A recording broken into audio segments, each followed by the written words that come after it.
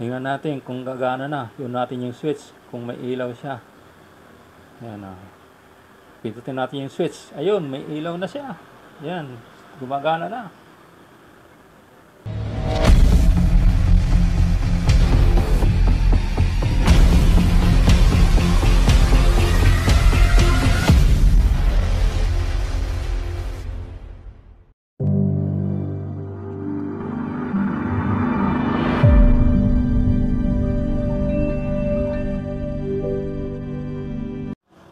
Mga ka-brother, naikabit na natin yung ilaw. Ayan o. Ang susunod na gagawin natin, asimbolin natin yung gagamiting switch na mayroong outlet.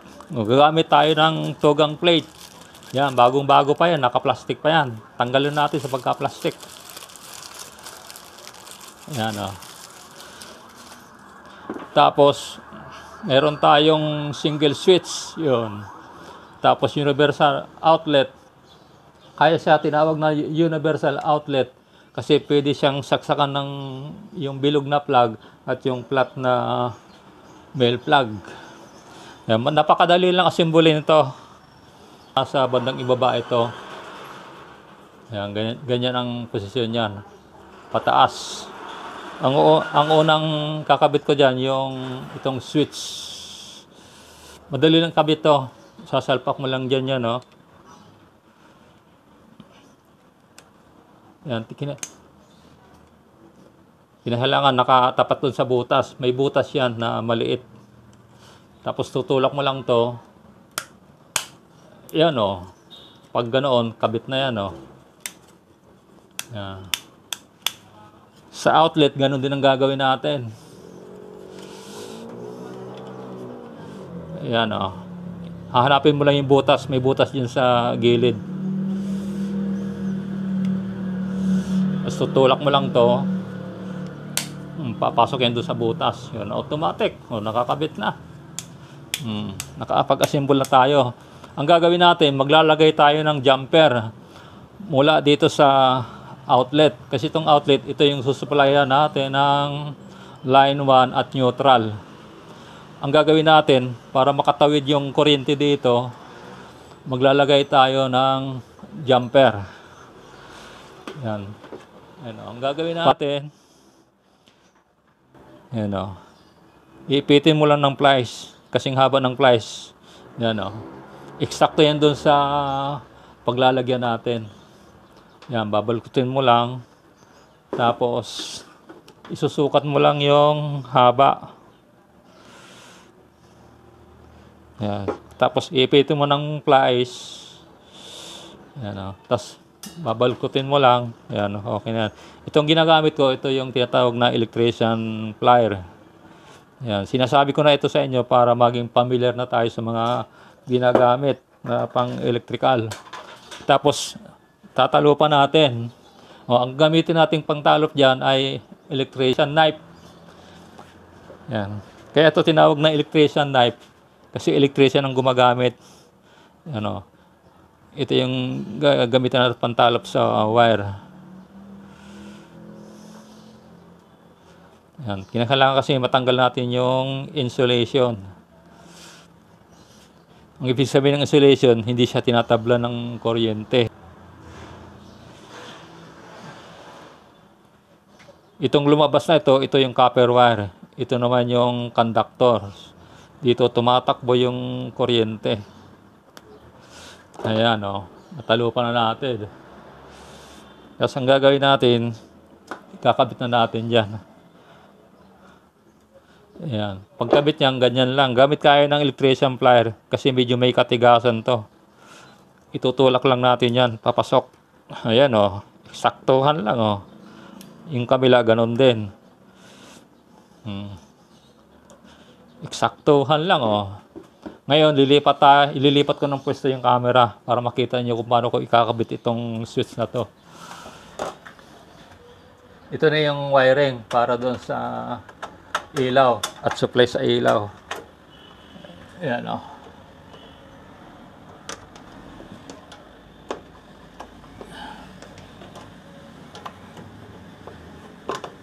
Ito na yung wire na papunta sa ilaw. bago natin kalikutin, tingnan natin kung may power supply. Madali lang malaman yan. Gagamitin natin yung voltage detector ng multitester. Ilalagay natin doon sa voltage detector. Ayan. Wala pa tong supply, hindi pa to nakatap. Kaya safe na galawin to. Ito yung papunta sa ilaw. Ibinuhol ko na siya.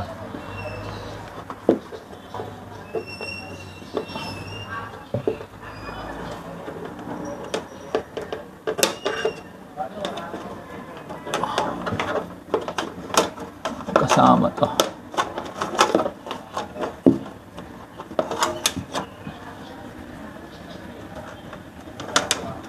Ito pala yung papunta sa ilaw. Ito yung power supply. Yan, gagawin natin to. Tatalupan na natin to. Putulin na natin gamit ang electrician plier.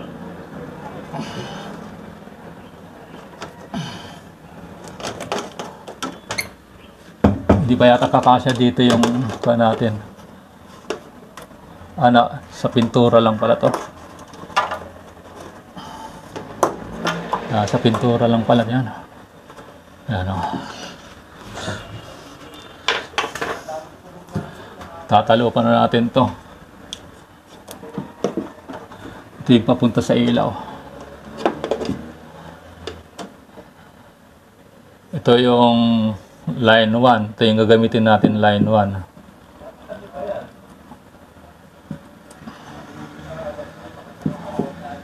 Wala tayong gagawing slicing dito. Puro tusok-tusok lang yan.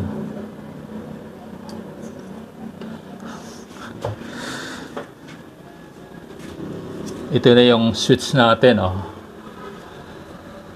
Itong isang linya ng ilaw, diretso na natin dito sa power supply. Dito sa isa. Ayan. Ito yung sa outlet. Ito yung sa power supply. Ayan. Tapos yung isang linya ng ilaw, yung tinatawag na return wire. Ito yung kanyang return wire. Itatap na natin sa switch.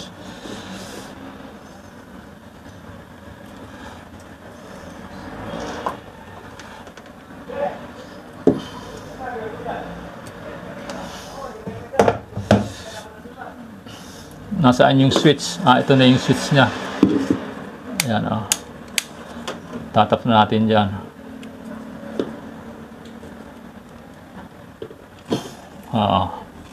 Ayan o.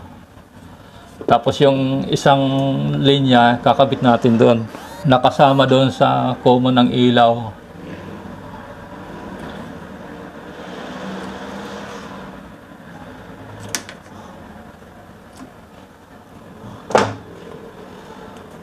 Ayan o.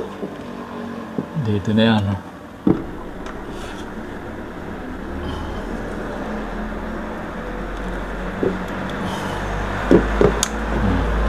Tapos yung isa doon sa switch at sa outlet.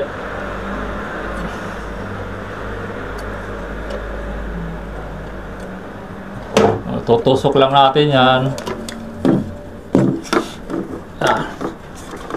Tutusok lang natin dyan yan. Ayan. Okay na. Tatanggalin lang natin tong cover para may screw natin siya.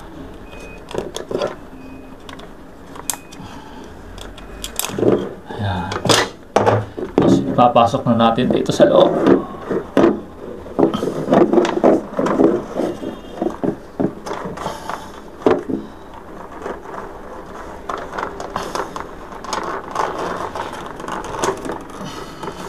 Lumalaban yung wire.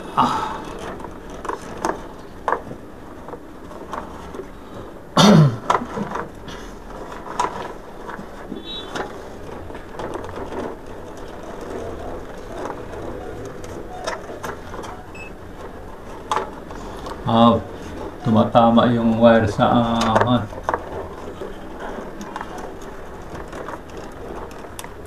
lumalaban.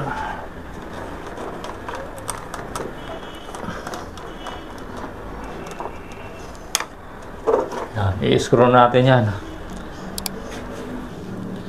Dahil hindi tayo gumamit ng utility box, wala tayong pag-i-screwhan ng doon sa utility box dahil walang utility box, no. Ang gamitin lang natin yung re-rectan natin sa hardeflex. Gagamit lang tayo ng black screw. Ito yan, oh.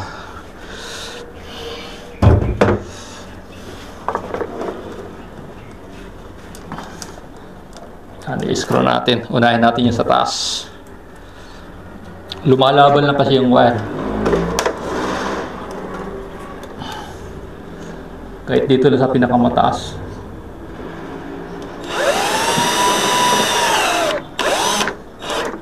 Yan. Intact na intact siya. Pinakala nakadiretso siya. Yan.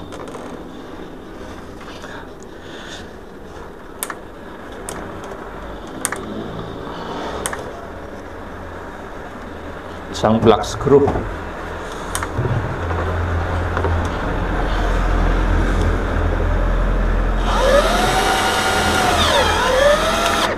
Yan, o.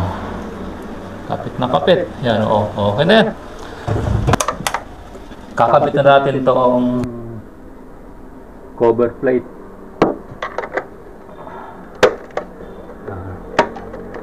Yan, kompleto. May saksakan, may switch. Ang gagawin natin, itatap na natin doon sa breaker, power supply. Para safe tayo, ang gagawin natin, papatayin mo natin yung main breaker para sigurado na hindi tayo madidisgrasya. Off muna natin to. Yan, o. Yan, naka-off na siya. Ito yung power supply niya. Tatak na natin to.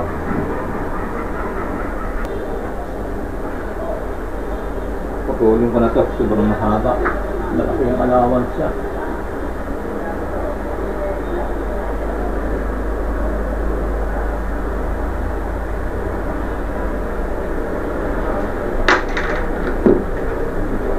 Sa ngayon, tatak na natin yung wire sa circuit breaker. Halupan natin yung wire. Yan. Dahil matalupan natin yung wire para yung kuryente dumaloy sa wire. Ayan. Talupan natin ito. Medyo maingay lang dito sa amin. Inasagil kasi kami ng kalsada. Kumisa may mga motor na dumadaan. Gamitin natin plies. Lipitin natin yung wire para madaling ipasok doon sa circuit breaker. Yan. Pilipitin natin para magandang pasok doon sa terminal ng circuit breaker. Gamit tayo ng screwdriver. Yan, o, yung Phillips screwdriver. Yun ang gamitin natin.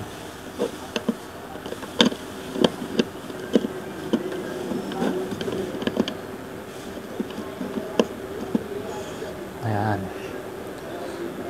Niluwagan natin para maipasok natin yung wire.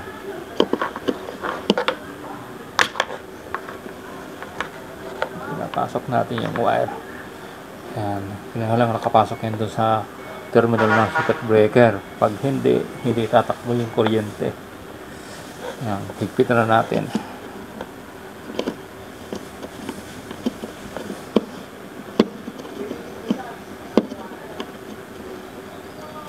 Yan, higpit na natin. Hilahin natin, baka mamaya hindi naipit yung wire.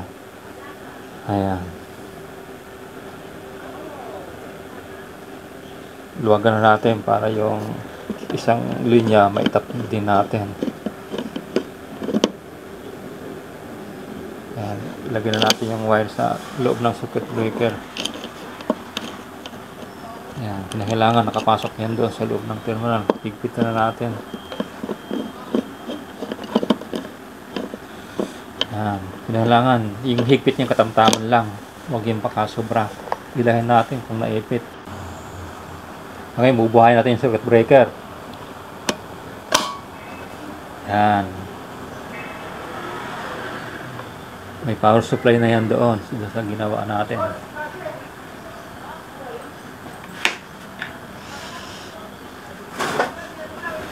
Tingnan natin.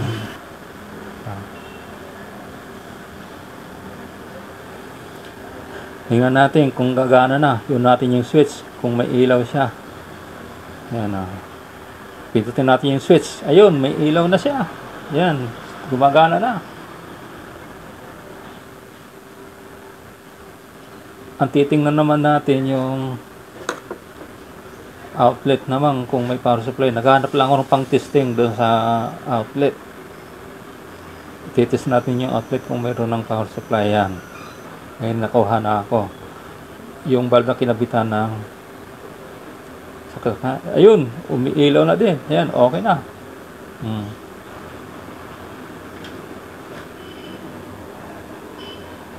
Hanggang dito na lang ang ating video. Sa susunod na lang uli ng pag-upload ng video tayo magkita-kita.